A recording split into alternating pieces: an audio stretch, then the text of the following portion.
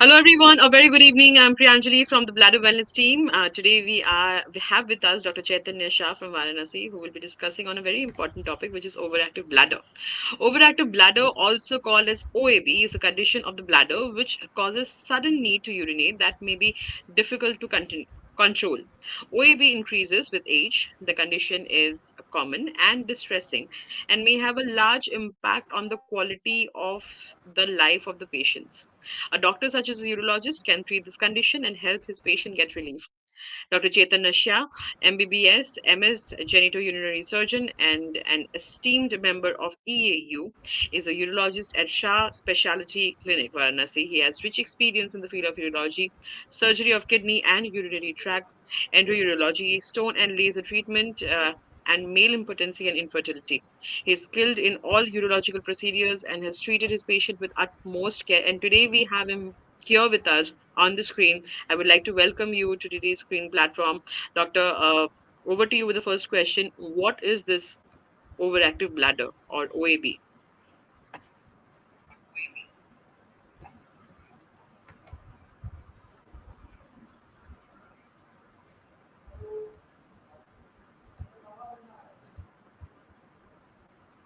Doctor, am I audible to you? Can you hear me? Yeah, I can hear you. Okay. Well, the first question, doctor, is what is overactive bladder? Overactive bladder is a urological condition where there's an urgency and where there's inability to hold the urine, even though the bladder is not full. This condition Right. is known as overactive bladder. Right. Now, what is the cause behind it, doctor? Well, overactive bladder is multifactorial. We'll go point wise. First is the age.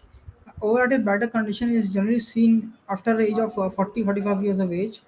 And second is in post-menopausal women, where the estrogen level goes down. So therefore, there is due to estrogen deficiency, there is weakening of the pelvic muscles that leads to overactive bladder.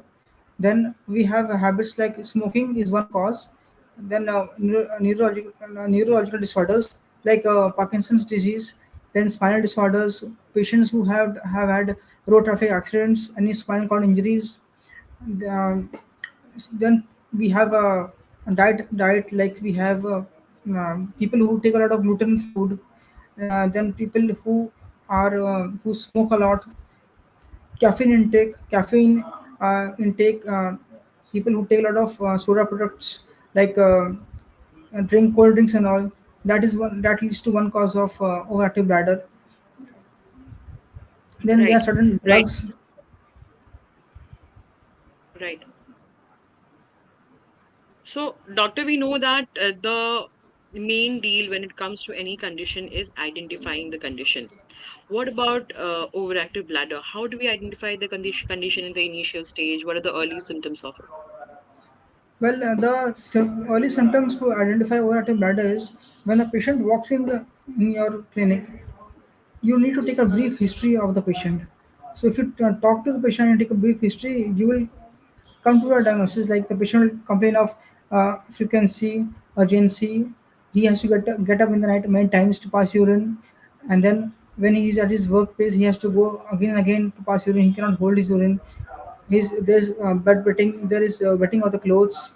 There is burning urination. These are some common symptoms that a patient will have and will complain of. So to rule out this condition whether the patient is having overactive bladder or not, we need to go for certain Mm-hmm. tests like ultrasonography and routine ultrasound, in which we see the bladder capacity, and plus post-bed residue, in which we see after the passing urine how much urine is there in the bladder. Mm-hmm. Right. Now the kind of symptoms that we are talking about here also mimics diabetes somehow. So how do we understand if it's overactive Well, bladder and not diabetes? diabetes and overactive bladder have a very old relationship because diabetes Mm-hmm. is the number one cause of overactive bladder and increased frequency. If the patient is having diabetes sugar level of 350, 400, and if he is not keeping it under control, then he'll have repeated urination, frequency, nocturia, bedwetting, and he'll have this sticky smell in his urine, a foul smelling urine. So diabetes is one of the leading causes of overactive bladder, and especially Right. patients who have overactive bladder, they are often misdiagnosed. The sugar levels are not checked, or they are not keeping a track of their sugar. Right. Now, speaking about diagnosis, doctor, how do we diagnose a patient when he comes with such symptoms? When a patient walks in with symptoms of OAB, so first thing we have to go is for an ultrasound and see the post residue. We go for a cytometry test. We go for a urodynamic study where we see the flow rate of the urine. These three are the common tests that we do to rod OAB. Then we go for a routine microscopy because we have to rule out two things. We have to see UTI, which can cause overactive bladder. Second is uncontrolled diabetes. If there's sugar in the urine, that is going to cause overactive bladder. So these are some common tests that we routinely do in our clinic to rule out overactive bladder. Right. Now, speaking about the treatments which are currently available for treating overactive bladder, can you please elaborate about those also? Well, the treatment includes a lot of things. First is the behavioral modification, the lifestyle modification, the food habits. Before going over to the medicine part, we need to first counsel the patient about. We need to take a deep history about his food habits, his lifestyle. So we need to tell him to take less of food which is have gluten, because gluten has a predisposing factor of OAB. Then we have to tell him to reduce the intake of coffee, caffeine, so it's carbonated drinks, because that also causes increased overactive bladder. After that, we have to tell him to go for exercises, regular physical activity. People who are having sedentary lifestyle or who work for long sitting hours, that also is one number one cause. So we have to tell him to have go for yoga, do physical activities, and the other exercise that which is commonly told by doctors is Kegel exercise. Kegel exercise helps Right. to tighten up your pelvic muscles and helps to strengthen your bladder. So there are different parts and modalities in Kegel exercises that needs to be taught to the patients. After this, we have the medical therapy. We have wonderful medicines which are available, which are very quite helpful. Like we have mirabagram, we have tolterodine, we have oxybutynin. So the most commonly medicine that we use in our setup is mirabagram sulfonic combination, which has a wonderful role in overactive bladder. So we have to counsel the patient thoroughly. A good history has to be taken, and plus Mm-hmm. we can start over with medicines, yoga, and Kegel exercises. And there's one more option that is available in many cities.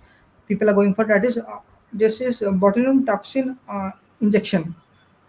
We give it at Mm. a frequent at weekly doses, but it is still it's a costly therapy. And if a patient takes one shot in a week of botulinum toxin, then the symptoms are relieved for a year, then but again they may reappear. So most common thing is yoga, Kegel exercises, and this dietary restrictions, and oral medicines. Right. Now, doctor, tell us, why is it more prevalent in the women, the overactive In bladder? women, it is more prevalent because women have multiple pregnancies. So plus due to normal in cases of normal deliveries, they're stretching of the muscles. So that also causes the weakening of the pelvic muscles. So the bladder muscle, that is the torso muscle, becomes weak. Second thing, in a woman after menopause, the estrogen level goes down, so that also causes the weakening of the pelvic muscles. The hormone level goes Mm-hmm. down, that leads to the weakening of the pelvic muscles. So we can give them Right. hormone therapy, estrogen therapies. We can advise them Kegel exercises, which helps a lot. Some yoga is advised in women. Right. Women have more overactive symptoms in compared to men. Right. Right. So, And what about prevention? and, and Yes, you were one saying thing something. which is common in both men and female is diabetes. Diabetes is something Hmm. which is often goes unchecked and people just ignore it. We often miss it when doctors we just don't look over it in our clinics. So we you need to emphasize on diabetes a lot. Every patient who is having overactive bladder should have his sugar checked. Right. Now, speaking about the kind of condition that we're talking about, is there any prevention for the same? Any early preventions that one can take in apart from the lifestyle changes which you mentioned? Apart from those, Regular exercise in women in like in women who have a menopause, they should go for estrogen therapies, get the hormone levels checked, and if the estrogen level is low, they should go for estrogen therapies. Then they should go for in women they should go for Kegel exercises, which is advised. And women of any age, 40 and above, can do Kegel exercise. It is not that only that women who are having overactive bladder should do Kegel exercise. Then they should go for yoga, regular physical activity, walking, and all kind of exercise that helps to strengthen your pelvic floor muscles. Keep a check over your sugar. Diabetes needs to be controlled, which is the one cause.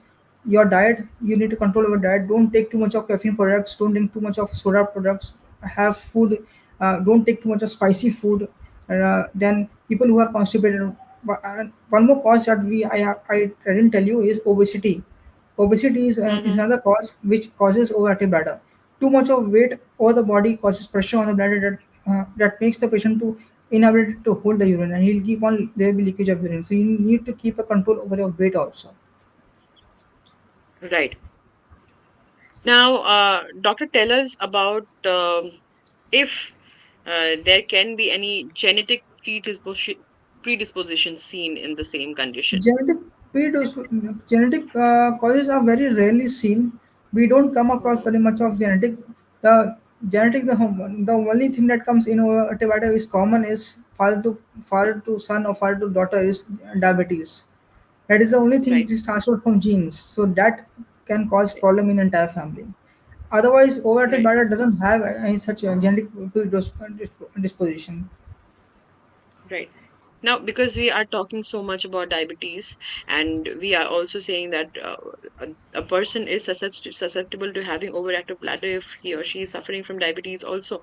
But tell us, doctor, uh, is there any other condition which can affect this overactive bladder, or maybe can diabetes make this condition go worse? Can it prolong the treatment procedure also? Yes, if as I told you, if diabetes goes unchecked and the sugar levels are high like 300, 400, 500, so even the medicines which are available for treatment will not work. It will take a lot of time to show their action. So you need to check the diabetic level, sugar level is very important. And besides that, other factors are like if you have spinal cord, people who are having spinal cord injuries, who are having any brain surgeries, in those cases also the immunity is weak and the muscles are weak. So that can also delay the treatment of overactive bladder. So besides that, Right, we can also go in these patients we can go for physiotherapy who are having spinal cord injuries or any kind of other predispositions. right, right. Uh, Going back to the treatment option once again, doctor, um, is it possible that the condition has reoccurred again? What is the rate of recurrence after the treatment? Well, And how long does the patient takes to come back to the usual state after the treatment? well, the as now the kind of medicines that are available today for the water bladder, the treatment the response is very good. Once you start the medicines like the medicine that we use in our general setup is mira background sulfonacin, which is a wonderful medicine, and it has a wonderful role in the overactive bladder. So once you start it at a higher dose, and then within a week, within a day, in the first day of the medicine, the patient has the 50% of the symptoms they fade away, and within a week, the patient will be absolutely fine. So and we reduce the dose from 50 grams to 25 milligram, and then slowly taper it off, and we stop the medicines. So once we stop the medicines, and if the patient's everything, all the parameters like sugar is urine, everything is in control, so then the patient won't have any recurrence. The recurrence rate is very less. It's low actually. Right, right. Uh, Now, going back to the condition once again, overactive bladder, doctor. Um, How do one know? Well, we have a question coming up from the viewer. Asks, how do I know if frequent urination is OAB or normal? Well, how do I know the information? Well, you need to go for a routine ultrasound. You need to go for a Mm, uroflowmetry test. You need to go for a urine routine macroscopy. If you go by, you can diagnose OAB by through these. Because if the in a routine ultrasound, if the post-part residue is significant, it is like more than 25 milligrams, like 30, 40, 60, then you know that is it is OAB. If there's heavy UTI or in your urine or there's sugar, then you know that it has to be it is OAB. These are the common ways you can right, diagnose it. right. Doctor, what about the dietary options? Any do's and don'ts when it comes to OAB? Any things Eh, which we should I avoid? told you like as I told you like you need to have a gluten-free food. You need to reduce the caffeine intake. We have a habit of taking a lot of coffee, a lot of soda drinks. We love to have it, so we have to reduce that habit. We need to do a check on it. Then we Indians love to eat a lot of spicy food. That is also one cause of OAB. IBS, irritable bowel syndrome, is another cause of OAB. So we need to change our diet. We need to change our lifestyle so that the symptoms of OAB can be reduced. Right. Doctor, tell us, what if a person is not treating this condition? Um, because we have a tendency of neglecting our health most of the times. So, what if a person is not treating the condition? What can be the worst case scenario? Can any other organs also can get Well, hampered from? due to overactive bladder, the patient's kidneys won't be compromised. The only Mm, problem that will a person will have is incontinence. Of overactive bladder, if not treated, he can go into incontinence. That will be absolute loss of urine control. The patient who was having a frequency now there will be absolute loss of control. So there will be always dribbling of urine. That is the worst scenario it can happen. But if repeated UTI occurs in these conditions, that can lead to renal failure, and that can in long term can damage your kidneys. But in short term, it won't right. affect your kidneys or it won't affect any of your organs. Right. Well, doctor, today we are mentioning about UTI again and again and how it is related to OAB. Well, for the people who are confused regarding UTI, it is urinary tract infection. But what is the cause behind it? In order to know the root cause of OAB, we know that we also have to deal UTI simultaneously. So, what is the root cause of UTI, and how can we treat the condition? Any home remedies for the same? Well, UTI, there are multiple causes for UTI. The first one, the most common cause is we don't pass our urine, we hold our urine for long. We are at Mm-hmm. workplace, we are in meetings, we don't go and pass our urine, we hold our urine for 1 hour, 2 hours. So that holding of urine also that relaxes your bladder muscles, and that also you lose the capacity to pass urine. So that leads to Mm-hmm. formation, leads to bacterial formation. Second is like in women, UTI is very common because they have a short urethra. So like in the public toilets, they are not clean. That is another cause for UTI in women. In men also, hygiene is a concern. Then women who have diabetes, who have any other surgical procedure, multiple tube applying, like if you have Foley's catheterization multiple times, patients, that also causes UTI. Then bladder stone, patient who are having different bladder stones, that also causes leads to UTI. So there are a lot of these are some common reasons that lead to UTI. And to Right. treat you need to go for a urine routine microscopy. You go for a urine culture, and we have medicines to control the UTI. We need to have lifestyle modifications. We need to focus on the hygiene. We need to drink a lot of water Mm, for UTI. You have to keep yourself hydrated. Don't hold your urine for long. Try to pass off urine, but you only use clean public toilets. right. Right. And Well, and there's one thing I'll like to just tell people that we often know about cranberry juice. People is yes. available easily. We have medicines related to cranberry. Cranberry has a wonderful effect on UTI. So I always Right. tell my patients and people to have cranberry juice if you can get dry cranberries. That is a natural remedy for UTI. Right.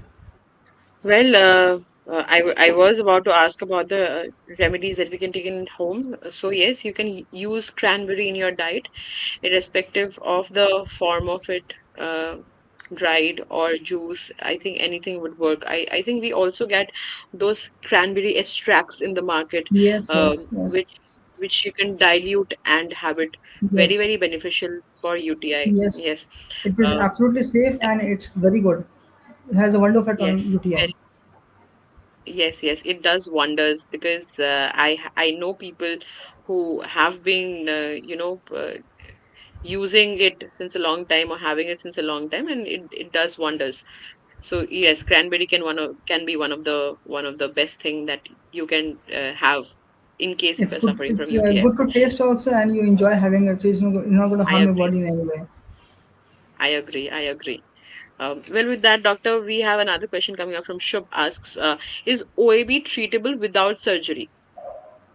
Yes, OIB can be treated without surgery. Surgery, when majority of the patients don't land up for surgery. I mean, proper Mm, behavioral lifestyle changes, dietary changes, and proper medicine follow-up of medicines, the OIB can be treated. I have a right. lot of patients who have been taking medicines, and I've given them for a week or 2 weeks therapy, and then they have stopped the medicine and they're doing absolutely fine. They didn't return. They didn't have any symptom. Right. The next question comes from Phoebe asks, is OAB linked to kidney problems? I think we just talked about it, but would you like to throw some more light And into it? now, when it comes to kidney problems, if you have kidney stones that is causing UTI, that can cause OAB. If the patient is Mm, having renal failure, if he's into CRF, chronic renal failure, that can also lead to OAB. If your patient is having infection in his kidney, pyelonephritis, that can lead to OAB. These are some common things right, that can cause kidney problems that can lead to OAB. right, right. So ultimately, if we see the root cause behind it is the same. May it be your Yeah. OAB or your kidney Yes. related issues, or per se your immunity, if you're dealing with any autoimmune condition like diabetes we are talking about, the Yeah. the main reason for the entire thing is your lifestyle and your diet, Absolutely. right? Yes. We Absolutely. are Yes, we are summarizing the entire deal in just these two things, basic two Yes. things: your lifestyle and your diet, the way you live, the way you sleep, How the do kind you, of the way you take care of your body, it all depends exactly. on that. Yes, yes, yes. Uh, Very, very important. We tend to forget. With time, we are forgetting how to take care of ourselves. In the Yes. hustle and bustle, there is competition everywhere. People skip meals, water. They have probably forgotten how to drink water, which is, and again, one of the major reason why we are suffering from kidney-related issues, why we are suffering from We have UTI. stopped drinking water, but we are shifted to drinking more of coffee and more of cold drinks and all. That has become I our water. agree. That is the biggest I problem agree. right now. Yes, absolutely, absolutely. I totally agree with that, doctor. But coming to water, doctor, what is sufficient amount of water, not liquid amount, the sufficient amount of water which one The needs to take in, and the the right way advice of having it. the advice amount of water intake is 3 to 4 liters a day. That is advised for every Mm-hmm, person to have. mm-hmm. You should drink at least three to But four liters what, of water in a day. right now, I see a lot of people uh, gulping an entire liter of water early in the morning. The first thing they get up, they do is they drink 1 liter of water. Is that advisable? Well, that depends upon your age. Right. Because age, now coming to age, men who are 40 plus, they are going to have prostate Mm-hmm. problems.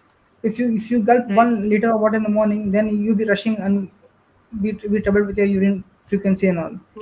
If you're below Mm-hmm. 30, if below 40 years, you can gulp 1 liter of water in the morning, it is fine. Right. So, but in women also who are diabetics and who have uncontrolled diabetes, who are having incontinence, who have weak pelvic muscles, they shouldn't take so much of water in the morning. Again, they will have frequency OAB incontinence. So it depends on your age and how is your body. Right. Now, coming back to the same point, again, um, I think the early you start, the better it is. I mean, you anyway have to start at any point in your life. Maybe your 40s, your Yes. 50s, you have to start.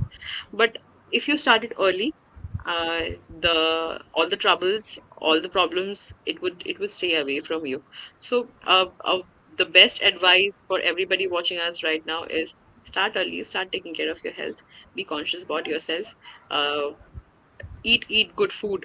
I know the things which we need in our diet is not available nowadays. We don't get the proper amount of nutrition which we should. Actually, So what is your advice to that, doctor? What do we do when we do not get the right amount of nutrition from the food that we eat? you first important is that thing. One thing is you need to wake up. You have to become more conscious about yourself. The more alert and Right. more conscious you are about yourself, the healthier you are. Mm-hmm. We are not conscious about ourselves. We are busy eating this and that. We don't care what is going in our stomach. So we need to check on our dietary lifestyle, or we have to change our sedentary lifestyle. We have to become more physically active, and we have to focus on eating good food, not rather than just gulping up food. Right. Now again coming back to the water part, doctor, we know we just learned from you that the amount of water which one should have, which a normal person should have. But what if he's suffering from OAB? Does the water amount lessens up, or is there any particular time of having the water? In OAB patients, we advise to decrease the water intake. What I advise a patient is to take 2 to 2.5 liters of water in 24 hours in a day. Mm-hmm. That is Right, sufficient. That 2 to 2.5 liters includes everything, whether you are drinking water, whether you're taking juice, or whatever you're taking. You should not right. go beyond 2.5 liters. Okay. Well, that was really helpful. The next question, doctor, comes from Rohit, who asks, "Can pelvic floor exercise help control OAB?" Yes, pelvic floor exercises are advised. The most known exercise that we advise female patients is Kegel exercise, that helps to strengthen your pelvic floor muscles, and that is very important.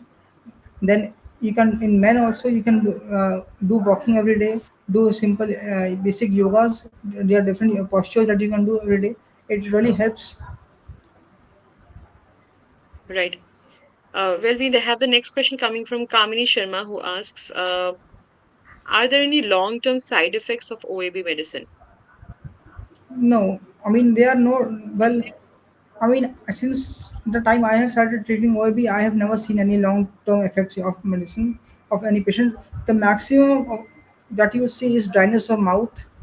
Maybe out of Mhm. 10, maybe one a patient may have. Otherwise, there are no side effects at all in any patient. Right, I right, have no, I have not experienced any patient who's having side effects of OAB medicines. right. The next question comes from Ankit Charasia, asks, "Does OAB increase at night? If yes, why so?" Well, if you don't check, can do a check on your water intake, and then there may be increase nocturia at night. Right. The next question, doctor, comes from Santosh, asks, "Can drinking less water reduce OAB symptoms?" Well, now this is a very common problem. People are confused that if I drink less water, my kidneys will stop working. They'll have problems. And if I drink a lot of water, I start passing urine. So you need to make a balance on the amount of water you are taking. 2 to 2.5 liters is enough for a patient who is having OAB. If you take 2.5 liters, your kidneys are not going to get damaged in any way, and it is not going to affect your body in any way. So you need to limit your intake of Right, water. right. And I believe this is the last question, where the viewer asks, "Does OAB affect men and women differently?" Well, yes, men who are diabetic come with OAB. In women who have had diabetes, who have had multiple pregnancies, and they have this OAB, recurrent UTI, is common in women. Well, the presentation in both of them is different, but it is more common in women compared to men. Right. Well, that was all about OAB for today. We had a wonderful discussion on the topic, doctor. Before we take a leave, any take-home message for our viewers who has watched us so far? Well, if you are having these symptoms that I told you, frequency, nocturia, anything, so you don't need to hide your symptoms. You need to don't have to run anywhere. Go to your nearest urologist and get yourself treated. Don't and you need to get be more conscious about yourself and more alert about yourself. You have to change your dietary lifestyle and your habits. It's better Right. to be aware of yourself than be late and keep running to a doctor. I agree. With that, that was the expert advice for today, and that was Dr. Chaitanya Shah for us. Thank you so much once again, Doctor, for your valuable time. It was quite an informative session for our viewers today, and we look forward to many more such sessions in coming time. Also, thank you, viewers, for your excellent participation. For more information and updates, stay connected on our Facebook page, Bladder Wellness. We are also available on YouTube, Twitter, and Instagram. You all stay safe and stay healthy. Thank you. Thank you.